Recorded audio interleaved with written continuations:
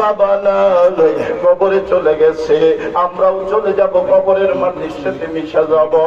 আল্লাহ ডাকতে বললেন, নবীজি ইয়া রাসূলুল্লাহ, তামাম পৃথিবীর মানুষদেরকে আমার পক্ষ থেকে জানায় দেন, আমি আল্লাহ রাব্বুল আলামিন তাদেরকে ওই মাটির মধ্যে নিয়ে যাব।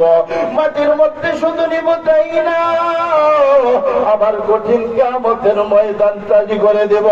ওই কঠিন কিয়ামতের ময়দানে হাসরের ময়দান তৈয়ার হয়ে যাবে।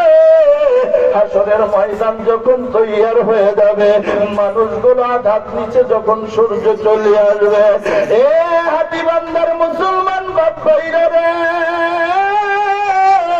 ওই মায়ের কথা কি তোমার মনে পড়ে না? বাবার কথা মনে পড়ে না?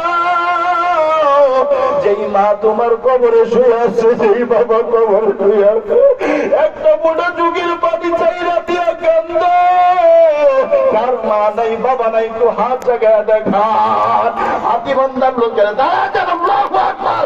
মা বাবা যাদের নাই দাঁড়ান না, আল্লাহু আকবার, দাঁড়া যান। মা বাবা যাদের নাই একটু দাঁড়ান, একটু দাঁড়া যান। মা বাবা যাদের নাই, সামনে জায়গাটা পূরণ করার জন্য একজন আরেকজনের সাথে একটু মুখটা মিলাই দিয়া একটু বলেন আল্লাহ।